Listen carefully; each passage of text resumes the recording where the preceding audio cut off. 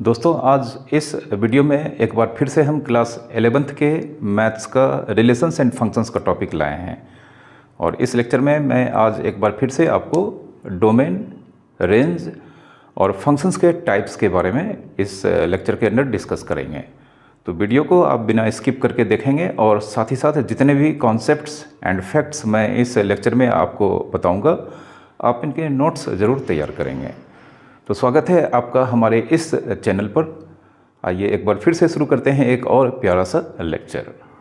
यहाँ पर हम आज सबसे पहले फंक्शंस के कुछ टाइप्स के बारे में आपको बताएंगे और फिर हम यहाँ पर डोमेन और रेंज इसके क्वेश्चंस को यहाँ पर सॉल्व करेंगे और डोमेन और रेंज निकालने के नए नए तरीक़ों को सीखेंगे। तो यहाँ पर हमारा नेक्स्ट फंक्शन जो टाइप्स होने वाला है, चूँकि कुछ फंक्शंस के टाइप्स जैसे कि कांस्टेंट फंक्शन और आइडेंटिटी फंक्शंस, ये दो टाइप्स हमने आपको प्रीवियस लेक्चर में बताया था। इसके डोमेन क्या होते हैं, रेंज क्या होते हैं, इसके ग्राफ्स क्या होते हैं, ये सब के बारे में प्रीवियस लेक्चर में हमने आपको बताया था। तो यहाँ पर फिर से हम types of function,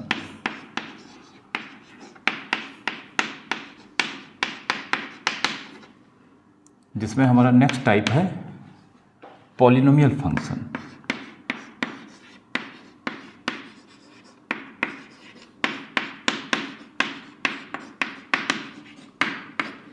polynomial function क्या होता है? तो सबसे पहले कोई भी पॉलिनोमियल फंक्शन रियल नंबर से रियल नंबर में ही होता है।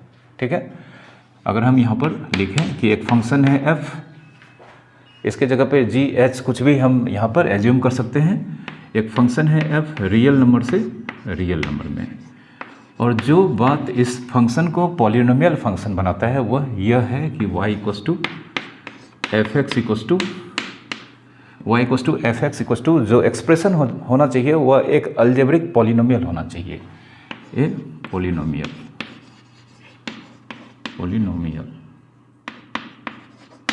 ठीक है। अब इसके एग्जांपल्स जैसे कि y equals to f x equals to x square plus 1। यहाँ पे एफ एक्स का एक एक्सप्रेशन यहाँ पर आपको दिखाई दे रहा होगा और यह पॉलिनोमियल है। पॉलिनोमियल्स के बारे में अपने क्लास 10th या 9th अपने जो स्कूल के क्लासेस में है, इसके बारे में आप पढ़ के आए हैं। और अगर नहीं आपने पढ़ा है तो मैं बता देता हूँ कि पॉलिनोमियल कब कहते हैं। जैसे यह एक अलजेब्रिक एक्सप्रेशन है और ये एक अलजेब्रिक एक्सप्रेशन एक पॉलिनोमियल को रिप्रेजेंट करता है और यह पॉलिनोमियल इन वेरिएबल एक्स है। तो कोई भी अलजेब्रिक एक्सप्रेशन जिसमें एक या एक से ज़्यादा टर्म्स हैं और सिंगल वेरिएबल में है, तो वह एक अलजेब्रिक एक्सप्रेशन पॉलिनोमियल को रिप्रेजेंट करेगा तब जब एवरी टर्म में वेरिएबल के एक्सपोनेंट होल नंबर होने चाहिए।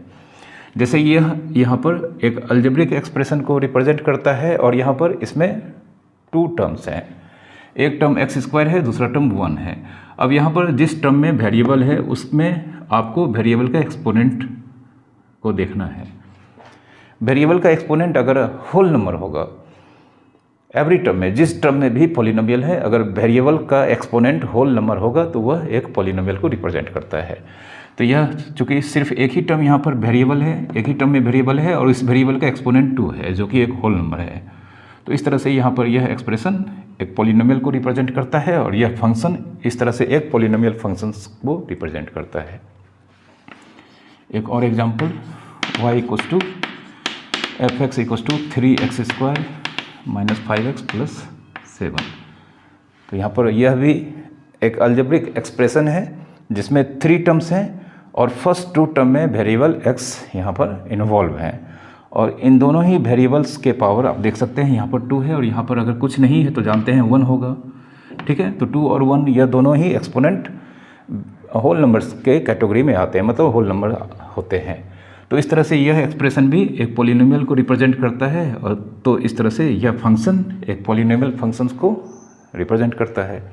ठीक है, तो अब आप समझ सकते हैं कि एफ एक्स इक्वस टू हम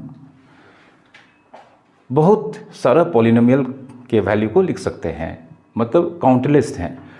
तो इसलिए यहाँ पर एफ एक्स का एक यूनिक एक्सप्रेशन नहीं होगा, क्योंकि एफ एक्स इक्वस टू सिर्फ कंडीशन है पॉलिनोमियल होना चाहिए। तो इस तरह से हम infinite number of polynomials F x के एक्सप्रेशन के फॉर्म में लिख सकते हैं, ठीक है। तो हर एक केस में इसके रेंज, ठीक है। डोमेन तो हमें मालूम है, यहाँ पे रियल नंबर है, कोडोमेन रियल नंबर है, बट अगर हम यहाँ पर एक्स के सारे वैल्यूज़ पुट करेंगे तो यहाँ पर हमें अलग अलग एक्सप्रेशन के केस में अलग अलग रेंज आएंगे, ठीक है। तो यहाँ पर इसके रेंज यह डिपेंड करता है कि एफ एक्स का एक्सप्रेशन क्या दिया गया है, उसके एक्सप्रेशन के वैल्यूज़ को देख कर ही हम उसके रेंज को निकाल सकते हैं, ठीक है। तो यह पॉलिनोमियल फंक्शन का एग्जाम्पल्स है, ठीक है। तो इसका डोमेन आपको याद रखना है रियल नंबर, कोडोमेन तो रियल नंबर ही प्रायः होता है, और इसके रेंज आपको निकालने होंगे। इसके जिस तरह से हमने दो फंक्शंस आपको लास्ट लेक्चर में बताया था, उसमें रेंज और पहले से ही डिफाइंड था, प्री डिफाइंड था, बट पॉलिनोमियल फंक्शंस के रेंज हमें जब क्वेश्चंस दिए जाते हैं तो उसी समय हमें मालूम पड़ता है, ठीक है। जैसे अगर हम यहाँ पर एक एग्जांपल देते हैं आपको, y equals to f x equals to, अगर हम लिखें एक्स स्क्वायर, और यहाँ पर अगर हम लिख दें 4x प्लस 13, ठीक है। y equals to f x equals to x square plus 4x plus 13। अब हमें यहाँ पर इस फंक्शन का रेंज निकालना है, इसे हम क्वेश्चन ले लेते हैं, find range where x belongs to R, ठीक है। यहाँ पे y equals to f x equals to x square minus 4x plus 13 जो कि एक पॉलिनोमियल है। इस तरह से यह एक पॉलिनोमियल फंक्शन का एक पर्टिकुलर एग्जाम्पल है। तो हमें यहाँ पर रेंज निकालना है जबकि x belongs to real number. तो देखते हैं इसको हम किस तरह से यहाँ पर सॉल्व करते हैं। सिंस x बिलोंग्स टू यहाँ पे R है, x यहाँ पर रियल नंबर है, और यहाँ पे एफ एक्स मतलब y equals to f x दिया गया है x square minus 4x plus 13। हम यहाँ पर देख सकते हैं कि यहाँ पर इसके दो टर्म में x इन्वॉल्व है। तो हम क्या करेंगे कि मैथमेटिक्स के कॉन्सेप्ट्स को लगाकर यह दो x जो इस पूरे एक्सप्रेशन में दिख रहा है उसमें हम सिर्फ एक x के टर्म में इस एक्सप्रेशन को कन्वर्ट करेंगे सबसे पहले। तो यह एक्स स्क्वायर को हम एक्स स्क्वायर इस तरह से लिख सकते हैं, इसे हम a square minus 2ab plus b square इस फॉर्म में लाएंगे, और जानते हैं a square minus 2ab plus b square यह a माइनस बी का होल स्क्वायर होता है। तो एक्स स्क्वायर यहाँ पे 2 इंटू एक्स, और हमें यहाँ पे 2 से मल्टीप्लाई कर देते हैं, तो 2 इंटू एक्स इंटू 2 यह तीनों मिलकर 4x हो जाएगा। लेकिन अगर हम देखें ए स्क्वायर माइनस 2ab, तो यहाँ पे b का रोल प्ले करने वाला जो यहाँ पे वैल्यू है वह 2 है। तो इसके बाद हम प्लस बी स्क्वायर मतलब प्लस 2 स्क्वायर, तो प्लस 2 स्क्वायर हमने यहाँ पर अपने मन से ऐड किया है। तो इसे मैनेज करने के लिए हमें यहाँ पर माइनस 2 स्क्वायर अल्टीमेटली उसके साइड में ही लिखना होगा। अब इस क्वेश्चन में यहाँ पर एक्सप्रेशन में प्लस 13 पहले से मौजूद था, तो इसे हम यहाँ पर लिखेंगे।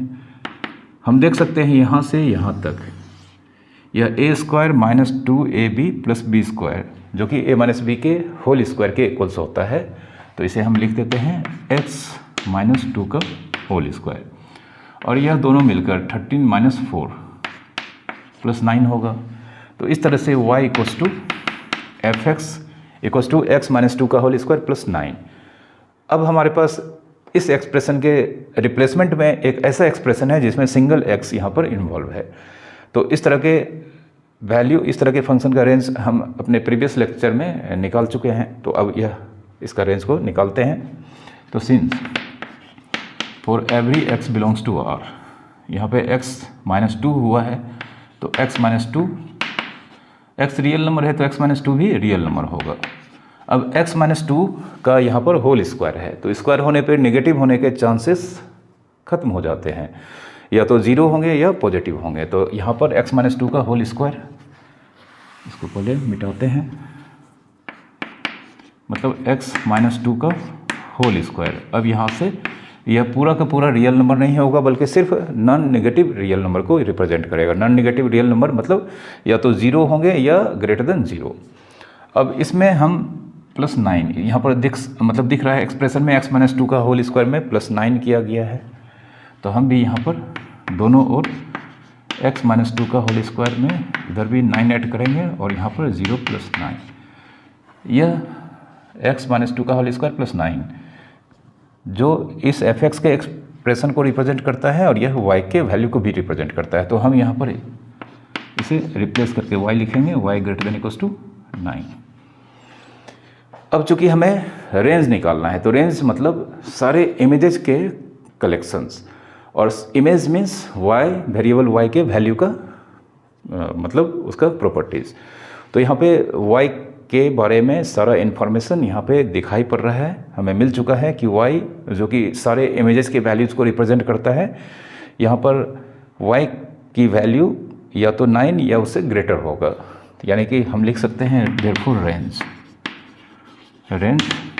9 या 9 से ग्रेटर, तो 9 भी इंक्लूड है, तो 9 से ग्रेटर अप टू इन्फिनिटी। तो इस क्वेश्चन का मतलब इस पॉलिनोमियल फंक्शन का रेंज 9 टू इन्फिनिटी, ठीक है, यह होगा। और यह इंटरवल फॉर्म में हमने आंसर को लिखा है, ठीक है। इसके सेट बिल्डर फॉर्म में भी हम आंसर को लिख सकते हैं, हमने प्रीवियस लेक्चर में आपको बताया है, तो आप इसके सेट बिल्डर फॉर्म में आंसर को खुद से लिखेंगे, ठीक है। अब कुछ खास तरह के पॉलिनोमियल फंक्शंस जिसके नाम आपको याद रखने हैं, उसको हम यहाँ पर बता देते हैं आपको। जैसे एग्जाम्पल, अगर y equals to f x अगर दिया रहे ax प्लस बी, यहाँ पे a does not equals to 0, b, ये दोनों कॉन्स्टेंट्स हैं। तो यहाँ पर हम देख सकते हैं x का एक्सपोनेंट 1 है, तो इस तरह से ये एक पॉलिनोमियल को रिप्रेजेंट करता है। लेकिन चूंकि x का एक्सपोनेंट 1 है, तो इस तरह से यह एक लीनियर पॉलिनोमियल को रिप्रेजेंट करता है, ठीक है। तो लीनियर पॉलिनोमियल को रिप्रेजेंट करने के कारण यह जो यहाँ पर पॉलिनोमियल फंक्शन है, इस फंक्शन को लीनियर फंक्शन कहा जाता है, लीनियर फंक्शन, ठीक है। मतलब जिस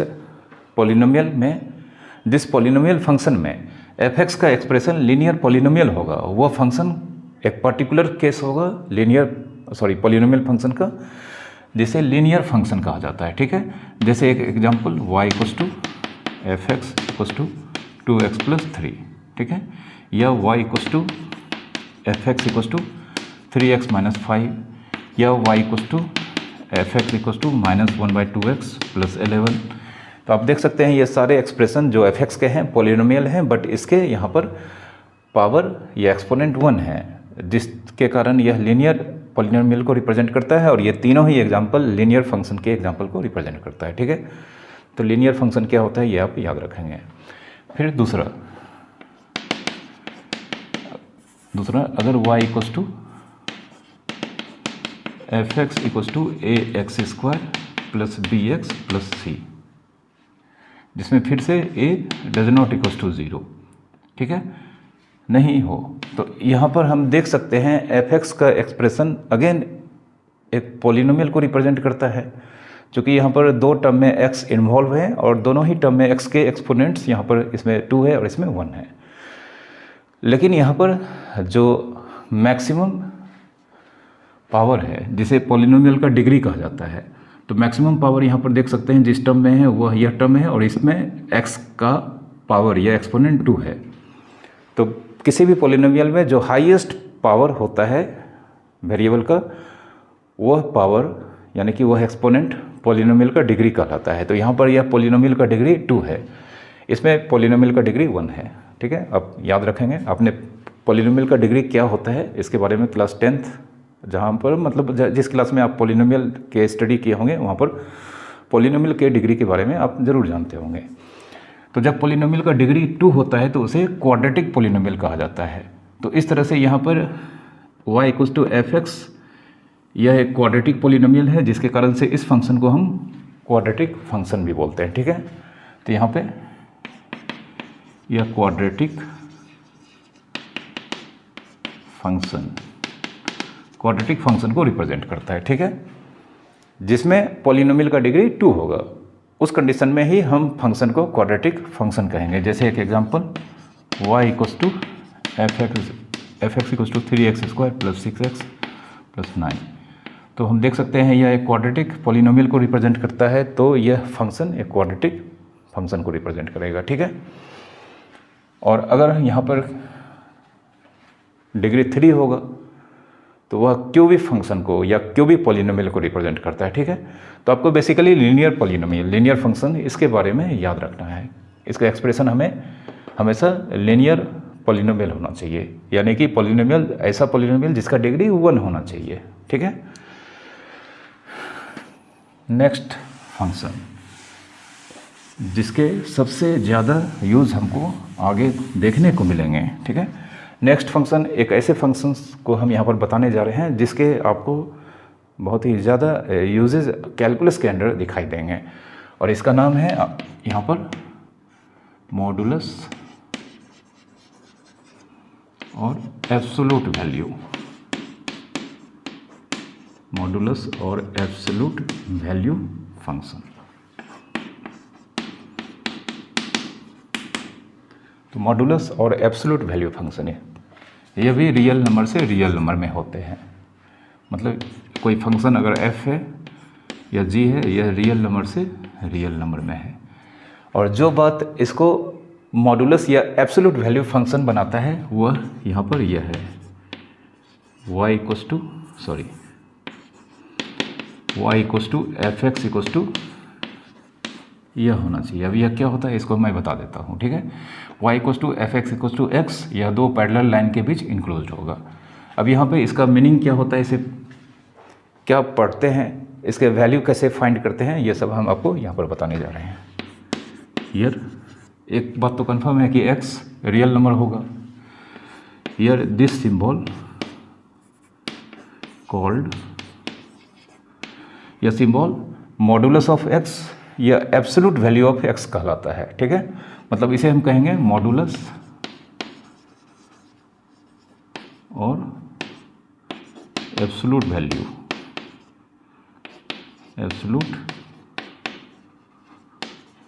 ऑफ x।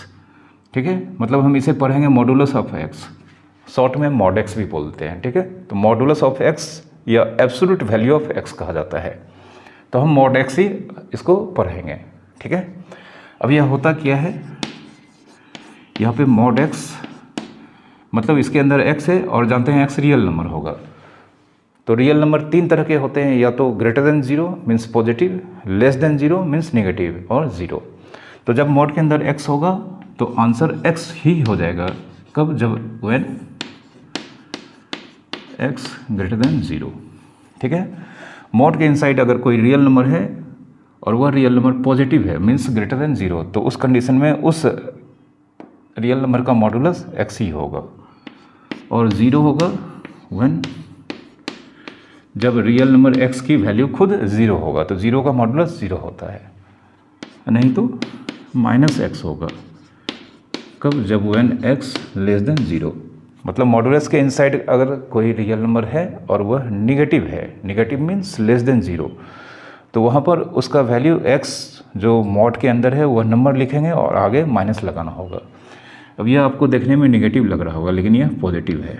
ठीक है, यह नेगेटिव नहीं, आपको पॉजिटिव समझना है, क्योंकि यहाँ पर हमने लिखा है कि x लेस देन 0 है, मतलब x खुद निगेटिव है और यह निगेटिव का निगेटिव है। तो निगेटिव का निगेटिव पॉजिटिव होता है। एग्जाम्पल से आप देखें, जैसे एक example y equals to f3, तो 3 y equals to f x modulus of x है, तो y equals to f x equals to modulus of 3। अब यहाँ पर 3 पॉजिटिव है, तो पॉजिटिव नंबर का मॉड 3 हो जाएगा। फिर y equals to f x -3 है, तो हम यहाँ पर मॉड के अंदर -3 लिखेंगे और यहाँ पर जो नंबर है उसे लिखना है और आगे माइनस लगा देना है।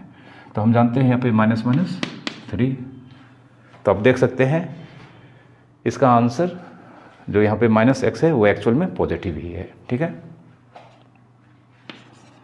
फिर y इक्वस टू 0, तो 0 का मॉड 0 होगा। ठीक है, y इक्वस टू f 1/2, तो 1/2 पॉजिटिव है, इसका भी मॉड 1/2 होगा। ठीक है, तो इस तरह से आप देख सकते हैं कि हम किसी भी नंबर का मॉड निकालेंगे, निगेटिव कभी नहीं आ सकता है आंसर। ठीक है, तो अब हम इसके रेंज को यहाँ पर समझ लेते हैं। तो इसका रेंज यहाँ पर जो ट्रेंड आपको दिखाई दे रहा है, इससे यह मालूम हो चुका है कि हम किसी भी रियल नंबर को इस मॉडुलस के इनसाइड रखेंगे, हमें नेगेटिव कभी भी मिलने वाला नहीं है। पॉजिटिव नंबर का मॉड पॉजिटिव होगा, नेगेटिव नंबर का मॉड भी पॉजिटिव होगा और जीरो का मॉड जीरो होगा। तो अब आप थोड़ी देर के लिए इमेजिन करो कि आपने सारे रियल नंबर मतलब पॉजिटिव नेगेटिव ज़ीरो यहाँ पर सारे रियल नंबर पुट कर चुके हैं। तो जो रियल नंबर आपको आंसर में मिलेंगे वह नेगेटिव तो नहीं होंगे, या तो ज़ीरो होंगे या सिर्फ पॉजिटिव रियल नंबर होंगे। तो इस तरह से रेंज यानी कि जो इमेजेज होंगे वह या तो ज़ीरो होंगे या पॉजिटिव रियल नंबर होंगे। तो इसके रेंज को हम लिखते हैं देयरफॉर रेंज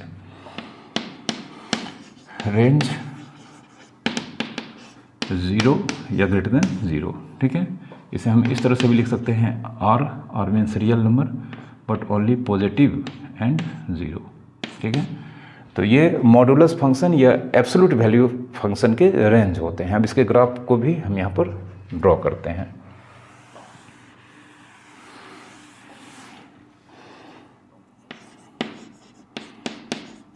ग्राफ, तो अगर हम यहाँ पर एक्स एक्सिस लें, यहाँ पर वाई एक्सिस लें, 1 2 3 4, इधर -1 -2 -3 -4, 1 2 3 4,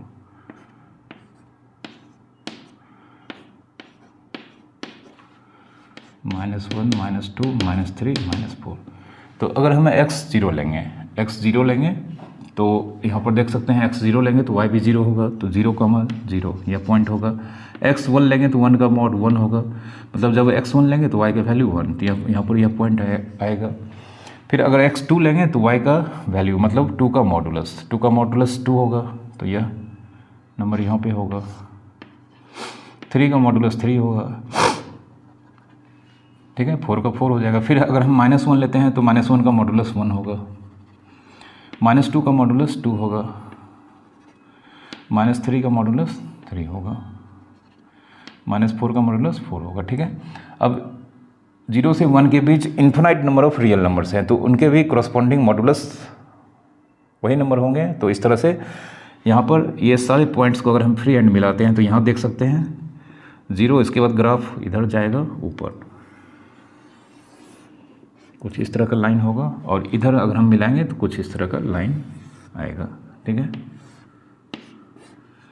तो यह y =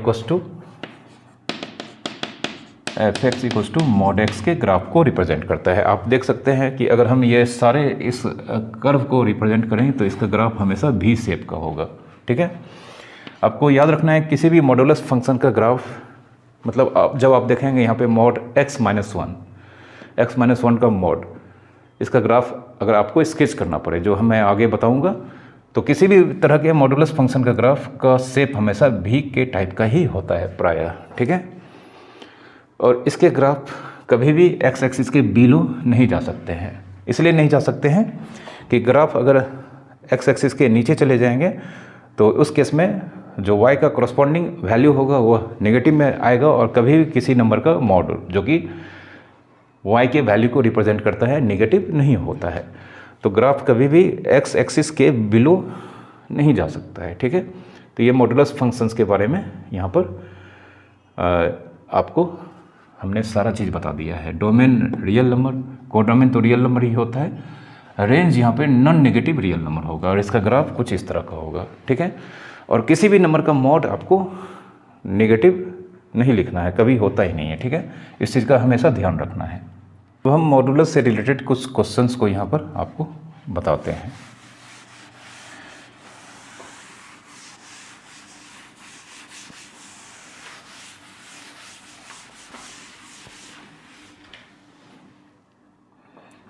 तो एक फैक्ट है, अगर mod x = a हो, जिसे मॉडुलस इक्वेशन कहा जाता है, तो मॉडुलस ऑफ x = अगर a दिया गया है तो यह a हमेशा ग्रेटर देन 0 होना चाहिए। ठीक है, तो मॉडुलस यहाँ पे हम लिख देते हैं if modulus of x = a, तो देन यहाँ पर अगर हम x का मॉडुलस हटाएंगे तो यहाँ पे x = ±a इसका आंसर होगा। ठीक है, जैसे एक एग्जांपल, x का मॉडुलस 3 है, देयरफॉर यहाँ पे x की वैल्यू ±3 होगी। मतलब इस मॉडुलस इक्वेशन का सॉल्यूशन +3 एंड -3 होगा। ऐसा इसलिए कि हम जानते हैं +3 का मॉड भी 3 होगा और -3 का मॉड भी 3 होगा। ठीक है, एक और एग्जांपल लेते हैं, जैसे मॉडुलस ऑफ x - 1 5 है, तो यहाँ पर इसे सॉल्व करेंगे तो हम मॉड हटाएंगे, दूसरी ओर यहाँ पे +-5 होगा। ठीक है, अब -1 को हम अगर उस साइड रिप्लेस करते हैं तो +-5 +1, तो इस तरह से x = एक बार यहाँ पे +5 +1 और एक बार -5 +1, तो यहाँ पे x का वैल्यू 6 और -4। ठीक है, x का वैल्यू 6 और -4 होगा इस कंडीशन में। मतलब इस इक्वेशन को सेटिस्फाइड करने के लिए हम देख सकते हैं 6 - 1 5 होता है और 5 का मॉड 5 होता है, फिर -4 -1 -5 -5 का मॉड भी 5 होता है। ठीक है, अब यहाँ पर हम नेक्स्ट फंक्शन के टाइप्स बताने से पहले कुछ डोमेन और रेंज इसके वैल्यूज़ यहाँ पर निकालेंगे, जिससे आपको क्वेश्चंस के अलग अलग टाइप्स के बारे में इंफॉर्मेशन मिलेगा। आप अलग अलग टाइप के क्वेश्चंस, मतलब जो डोमेन और रेंज निकालने के क्वेश्चंस हैं उसके बारे में सीखेंगे। ठीक है, तो हमारा क्वेश्चन है find the domain of following real functions.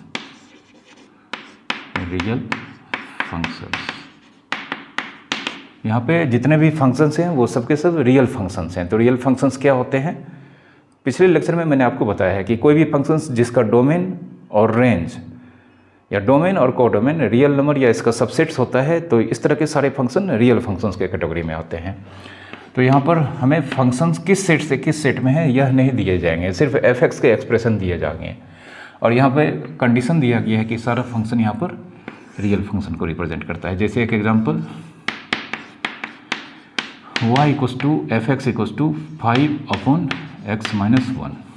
ठीक है, तो अब ये चूँकि यह रियल फंक्शन है और इसका डोमेन निकालना है, तो डोमेन मतलब जो वैल्यू हम यहाँ पर x वेरिएबल के पुट कर सकते हैं, x के जो वैल्यूज़ हम पुट कर सकते हैं ताकि f(x) का जो एक्सप्रेशन होगा वो डिफाइंड यानी कि रियल हो। तो वो सारे x के वैल्यूज़ के कलेक्शंस या सेट फंक्शन के डोमेन कहलाते हैं। क्योंकि हमने आपको बताया था कि जब फंक्शन एक सेट से दूसरे सेट में, जैसे अगर हम यहाँ पर फंक्शन f a से b में दिया गया है y = f(x), तो x अपना वैल्यू डोमेन से लेता है, और यहाँ पर डोमेन मेंशन नहीं है, बट यहाँ पर फंक्शंस के बारे में दिया गया है कि यह रियल फंक्शंस को रिप्रेजेंट करता है। तो हमें यहाँ पर x जिस सेट से वैल्यू लिया जाएगा उस सेट्स का वैल्यू निकालना है, और f(x) का यह एक्सप्रेशन उस x के वैल्यूज़ के लिए रियल होना चाहिए, क्योंकि रियल फंक्शन के डोमेन और कोडोमेन या कहे रेंज हमेशा रियल होते हैं। तो हम यहाँ पर कुछ भी पुट कर दें, यह पूरा का पूरा आंसर रियल नंबर आना चाहिए। तो वह कौन कौन से x के वैल्यूज़ हैं उसी के बारे में हमें यहाँ पर मालूम करना है, और वह सारा x के वैल्यूज़ का सेट यहाँ पर फंक्शन के डोमेन को रिप्रेजेंट करता है। तो इसको बनाने का तरीका 9, यहाँ पर f(x) = 5/x - 1, यह पूरा नंबर या पूरा वैल्यू रियल तभी होगा जब नीचे, चूँकि हम यहाँ पर देख सकते हैं f(x) का एक्सप्रेशन a/b के फॉर्म में है, और कोई भी एक्सप्रेशन अगर a/b के फॉर्म में मैथमेटिक्स में होता है तो डिनोमिनेटर कभी भी 0 नहीं होना चाहिए रियल होने के लिए, डिफाइंड होने के लिए। तो यह f(x) रियल या कर सकते हैं और डिफाइंड, रियल और डिफाइंड तभी होंगे जब x - 1 0 नहीं होने चाहिए। ठीक है, तो अब हम यहाँ पर मालूम कर लेते हैं कब x - 1 0 होगा।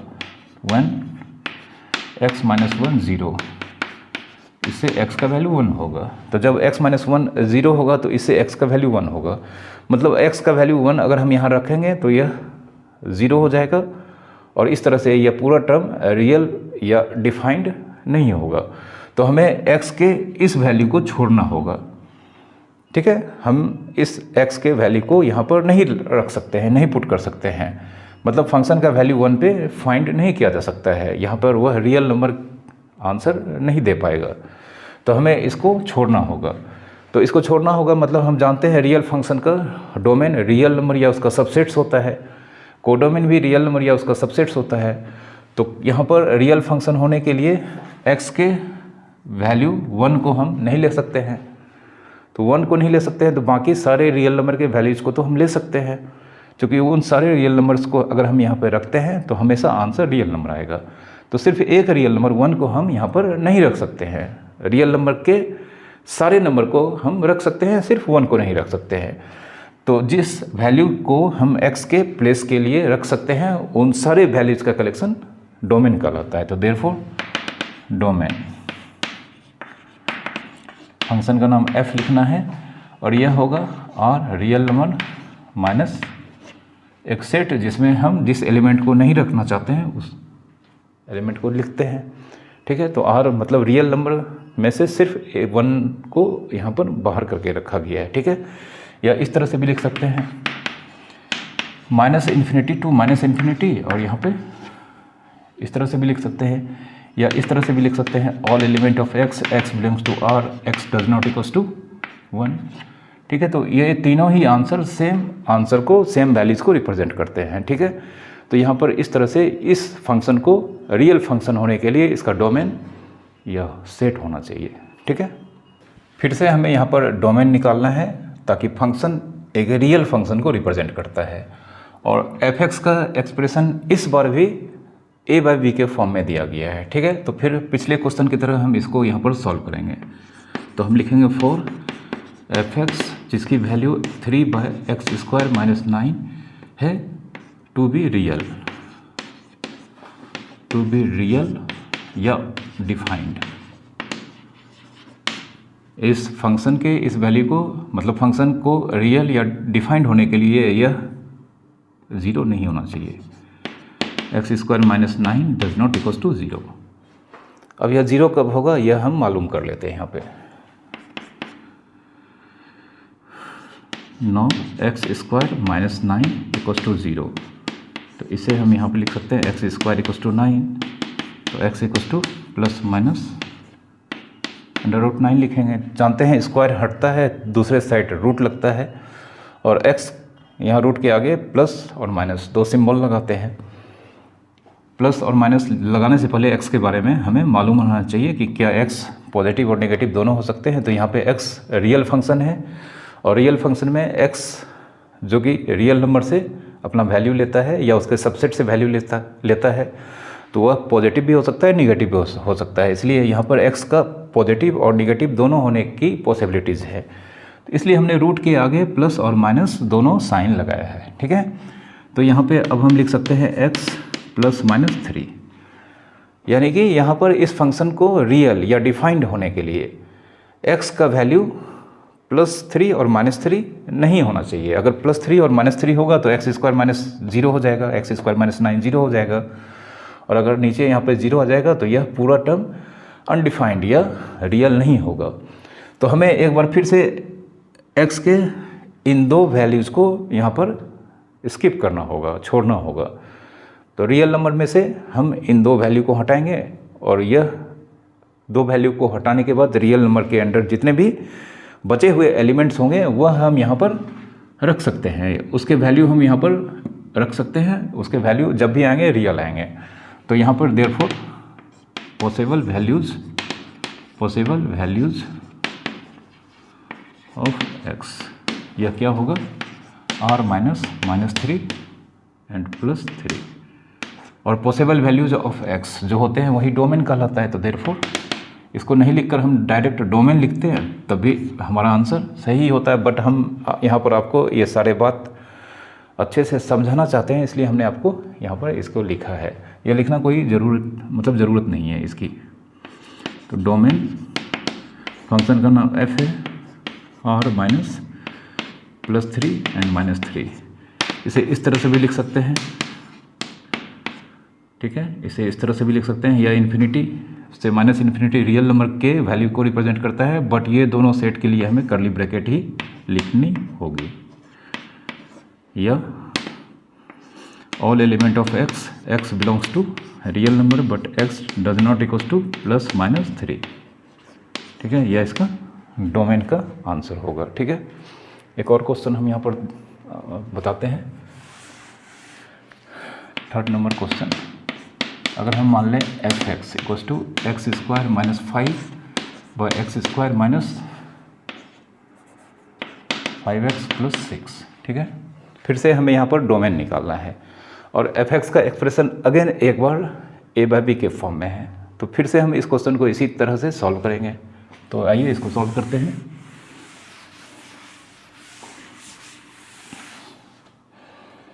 तो सिंस एफ एक्स जिसकी वैल्यू यहाँ पे x² minus 5/x² minus 5x plus 6 to be real, इसे रियल होने के लिए चूँकि एफ एक्स का एक्सप्रेशन a/b के फॉर्म में है, तो यहाँ पर न्यूमरेटर में कुछ भी हो, 0 हो, नॉन 0 हो, सारा नंबर चलेगा, बट डिनोमिनेटर में 0 नहीं होना चाहिए।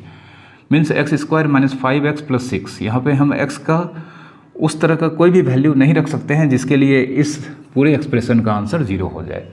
क्योंकि अगर यहाँ पर x के जो भी वैल्यू हम यहाँ पर रखेंगे, अगर इसका आंसर 0 आ जाता है, मतलब इसका वैल्यू 0 हो जाता है, तो ये पूरा टर्म रियल नहीं होगा, यानी कि मीनिंगफुल नहीं होगा या अनडिफाइंड होगा।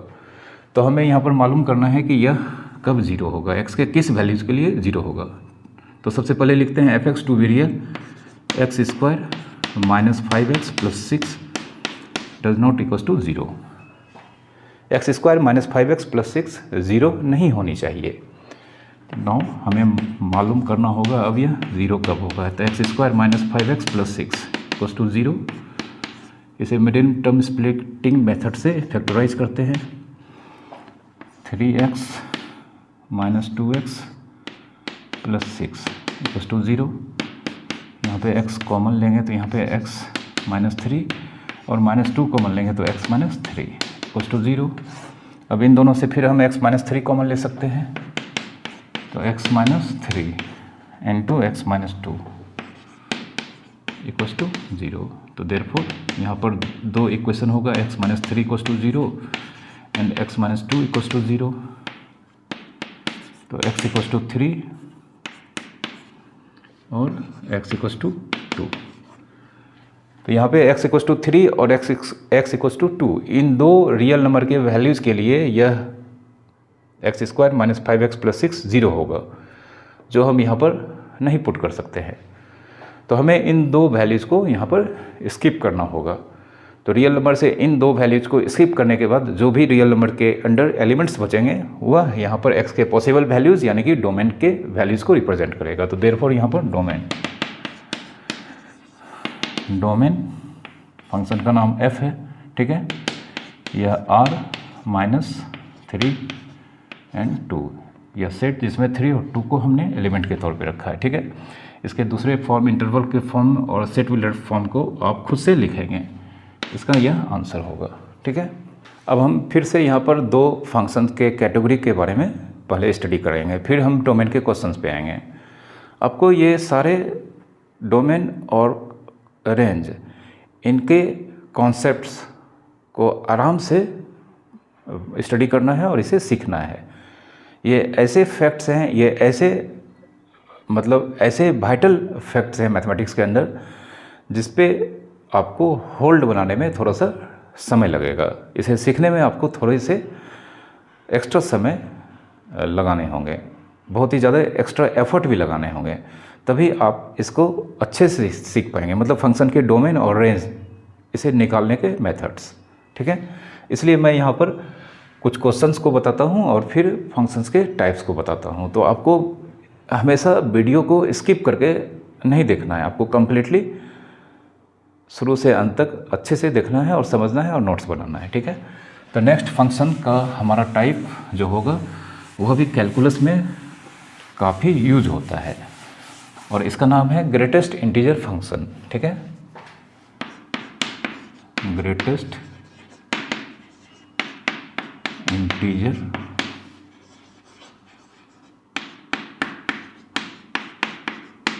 Function, greatest integer function. ठीक है, अब यह होता क्या है, तो यह भी रियल नंबर से रियल नंबर में फंक्शन होता है। तो यहाँ पर हम इसके डेफिनेशन को लिखते हैं। इफ़ कोई फंक्शन है f, g, h जो भी हो, रियल नंबर से रियल नंबर में, एंड जो बात इसको ग्रेटेस्ट इंटीजर फंक्शन बताता है, मतलब बनाता है, वह यहाँ पर यह है y equals to f x equals to यह होना चाहिए। अब यह क्या है, इसे क्या पढ़ते हैं, इसके वैल्यू को कैसे निकालते हैं, वह यहाँ पर बता रहे हैं हम आपको। यहाँ पर यह जो सिंबल है x, जो कि अपना वैल्यू रियल नंबर से लेगा, और यह दो स्क्वायर ब्रैकेट्स से इनक्लोज्ड होगा, और इसे कहा जाता है ग्रेटेस्ट इंटीजर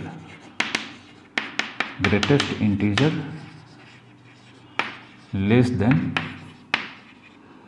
और इक्वल्स टू एक्स। इसे पढ़ा जाता है ग्रेटेस्ट इंटीजर लेस देन और इक्वल्स टू एक्स। ठीक है, अब यह होता क्या है, इस स्क्वायर ब्रैकेट के इनसाइड अगर x है तो हम x ही लिखेंगे, कब, जब if x is an integer. x real number है तो रियल नंबर में वह इंटीजर भी हो सकता है, तो जब इंटीजर होगा x तो उसका आंसर वही इंटीजर होगा। यहाँ पे हमने लिखा है कि this equals to x if x is an integer. अब अगर x रियल नंबर है और वह इंटीजर नहीं भी हो सकता है, तो जब इंटीजर नहीं होगा then integer just before to x, कब, if x is not an integer.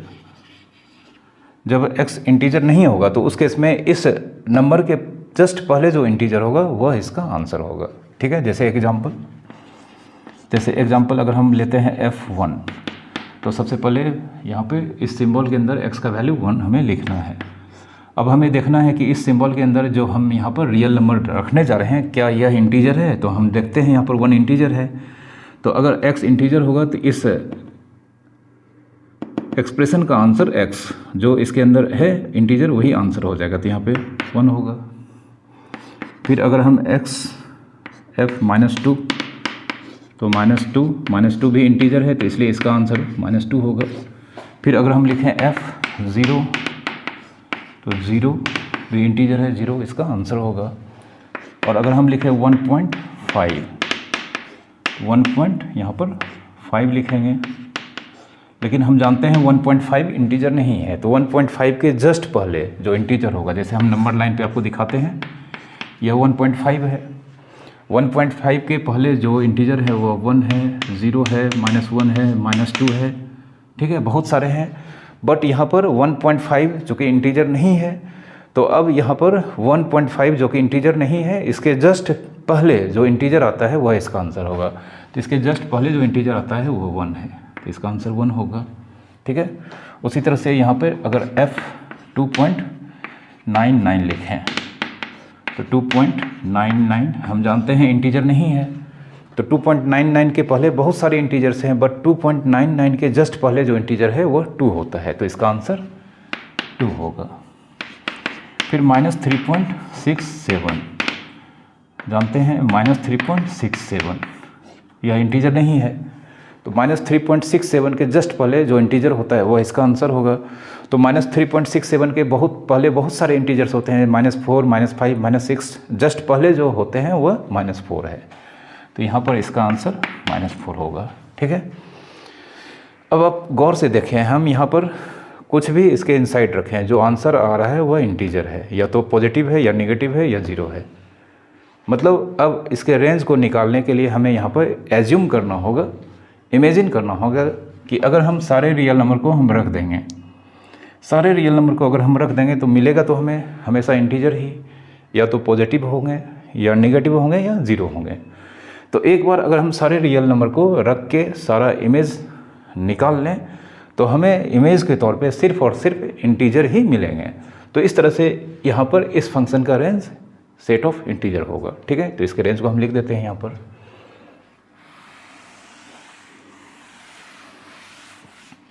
इसके रेंज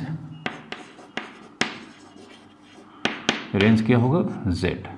ठीक है, सेट ऑफ इंटीजर्स। ठीक है, ये आपको याद रखना है। तो इस तरह से ग्रेटेस्ट इंटीजर फंक्शन का डोमेन रियल नंबर, कोडोमेन तो रियल नंबर ही होगा, और रेंज इंटीजर्स। अब इसका ग्राफ देख लेते हैं, ठीक है।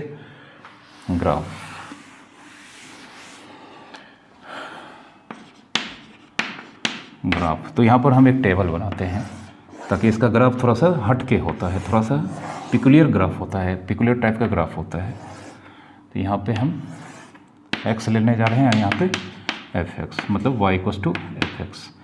x का वैल्यू 0 से 1 तक, x का वैल्यू 0 अगर रखेंगे तो यहाँ पे हम जानते हैं यहाँ पर ग्रेटेस्ट इंटीजर है, तो x का वैल्यू 0 रखेंगे तो 0 इंटीजर है, 0 होगा। फिर 0.1 रखेंगे तब भी 0 होगा, या 1 से पहले 0.99 रखेंगे तब भी 0 होगा, तो यह 0 होगा।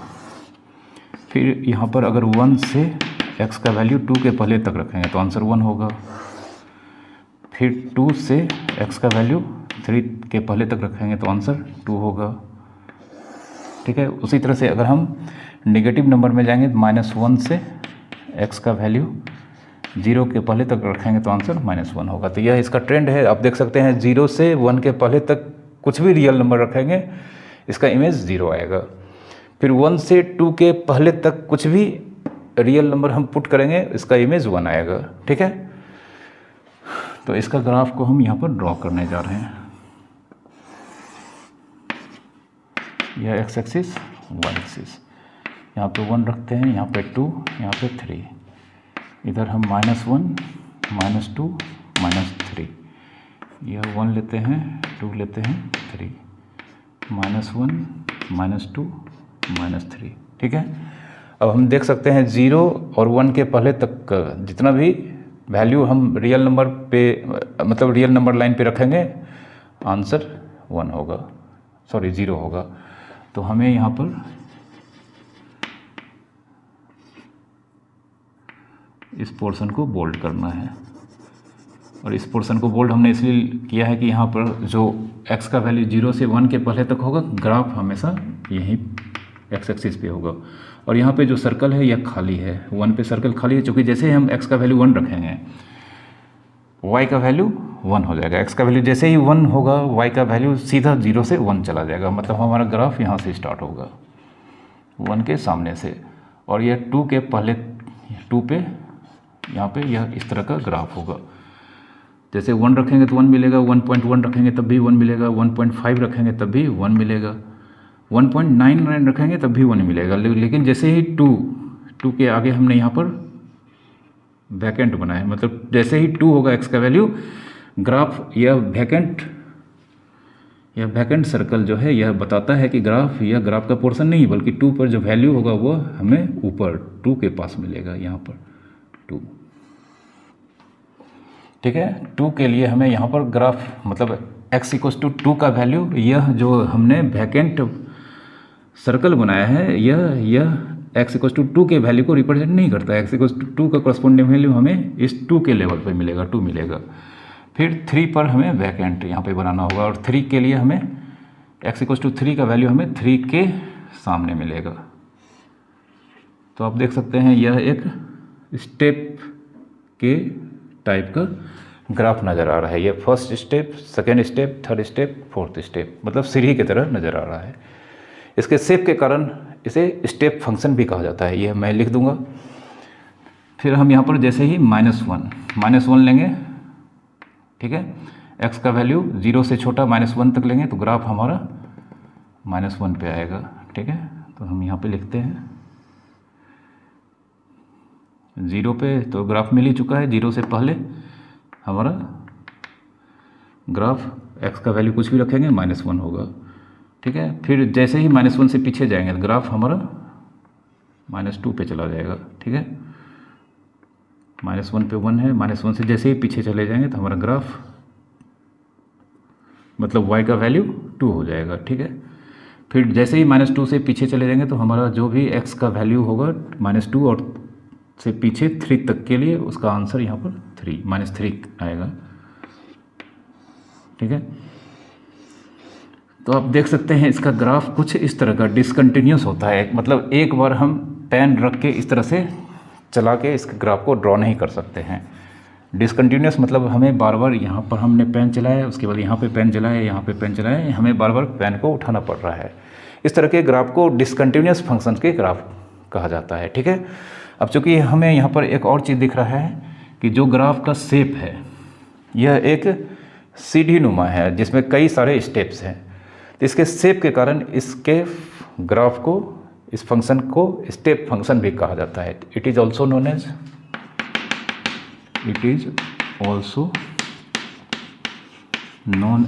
Step function.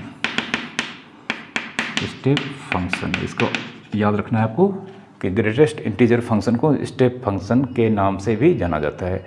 इसके ग्राफ को आप याद रखेंगे। ठीक है, और ये ग्राफ, इसके ग्राफ हमेशा फर्स्ट क्वाड्रेंट और थर्ड क्वाड्रेंट में लाई करते हैं।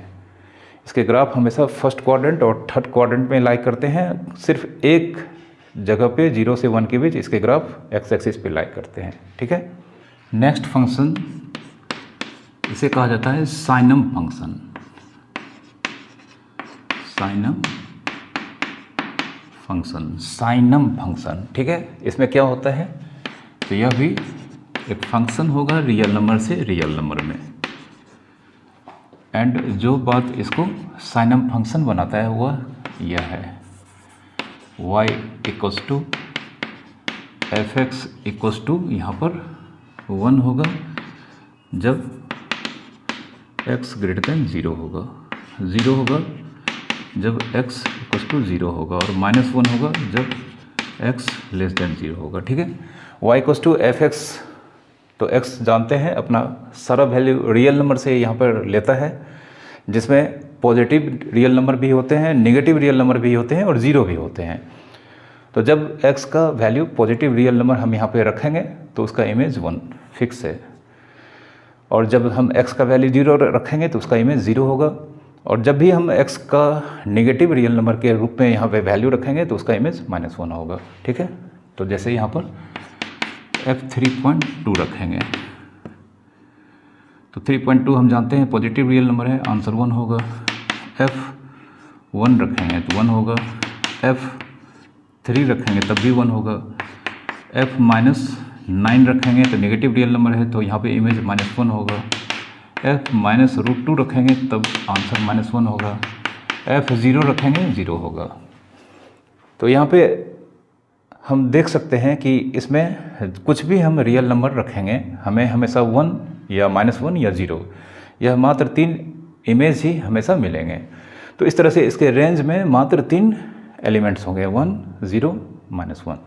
तो इसका रेंज हम आसानी से यहाँ पे लिख सकते हैं, देयरफॉर रेंज -1, 0 एंड +1। ठीक है, यह इसके रेंज के वैल्यू होंगे, इसका रेंज फिक्स होता है। ठीक है, अब इसका ग्राफ यहाँ पर देख लेते हैं हम थोड़ा सा।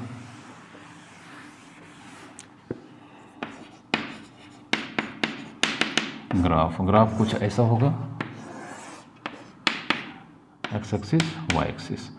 तो जब भी हम x 0 रखेंगे तो जानते हैं x 0 रखेंगे तो यहाँ पर y भी 0 होगा, लेकिन जैसे ही हम x के राइट साइड बढ़ेंगे तो जानते हैं x पॉजिटिव हो जाता है, और अगर हम यहाँ पे मान लेते हैं y का वैल्यू 1 है, नीचे -1, तो जैसे ही हम इधर जाएंगे हमारा x का वैल्यू 1 के पास चला जाएगा, y का वैल्यू 1 के पास।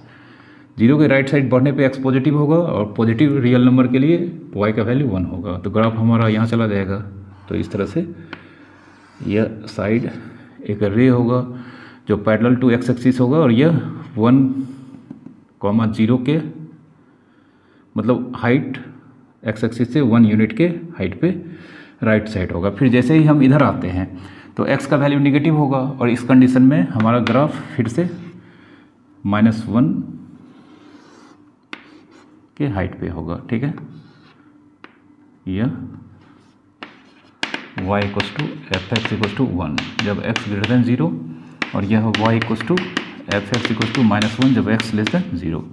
तो इस तरह से यह साइनम फंक्शन का ग्राफ कुछ ऐसा होता है। ठीक है, यह x equals to 0, y equals to 0, जब x 0 होगा तो y 0 होगा, तो मात्र एक पॉइंट होगा यहाँ पे ग्राफ का, बाकी सारा पॉइंट इस लाइन पे होगा इस साइड, और इस लाइन पे होगा इस साइड x के नेगेटिव वैल्यूज़ के लिए। ठीक है, यह साइनम फंक्शन का डेफिनेशन है। और हम आपको आगे बताएंगे जब भी फंक्शन के एक्सप्रेशन कुछ इस तरह से होते हैं तो इसे पीस वाइज फंक्शन कहा जाता है। ये हम अगले लेक्चर में आपको बताएंगे, ठीक है। और फिर से हम यहाँ पर कुछ डोमेन के क्वेश्चंस को बताते हैं।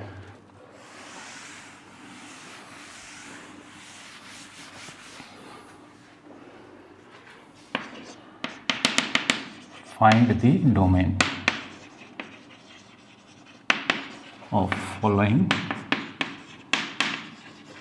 real function, real valued,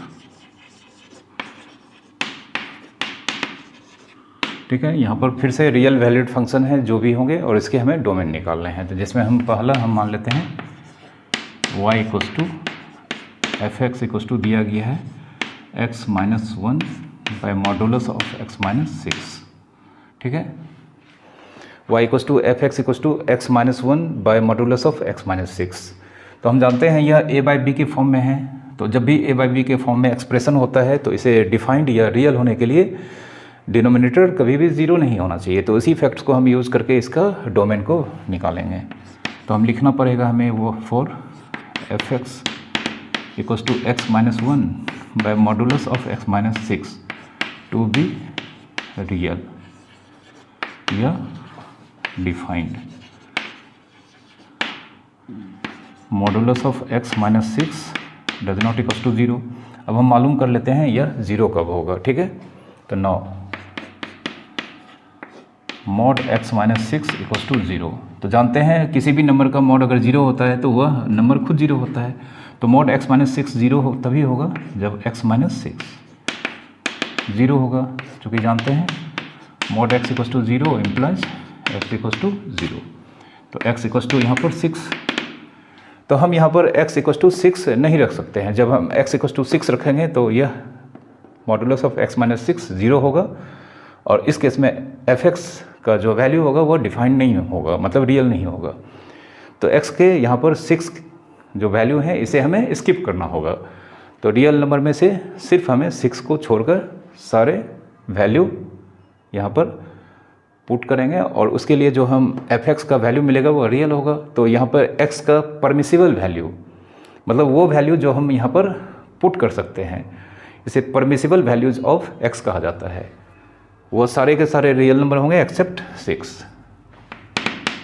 therefore domain real number except 6 इसके आंसर होंगे, ठीक है। एक और क्वेश्चन लेते हैं हम यहाँ पर y equals to f x, इसमें चेंज करते हैं हम 5 बाई एक्स माइनस 3 और माइनस 7, ठीक है। फिर से हमें यहाँ पर डोमेन निकालना है और f(x) का expression again a by b के फॉर्म में है। तो हमें यहाँ पर इसे ज़ीरो नहीं होना चाहिए, इसके लिए x के वैल्यूज़ निकालने होंगे और उसके बाद उन सारे वैल्यूज़ को छोड़कर बचे हुए रियल नंबर के अंडर जो भी एलिमेंट्स होंगे वह इसके डोमेन कहलाएंगे। तो हम यहाँ पर पहले लिखेंगे for f(x) equals to 5 by modulus of x minus 3 minus 7 to be real. इसे रियल होने के लिए modulus of x minus 3 minus 7 zero नहीं होना चाहिए। अब यह मालूम कर लेते हैं कि यह ज़ीरो कब होगा, ठीक है। तो now modulus of x minus 3 minus 7 equals to zero. तो यहाँ पे मॉडुलस ऑफ x माइनस 3, इस 7 को हम राइट साइड बैठेंगे तो प्लस 7 हो जाएगा। अब हम जानते हैं मॉड हटाते हैं तो दूसरी ओर प्लस माइनस लगाना होगा। तो x minus 3 is equals to plus minus 7।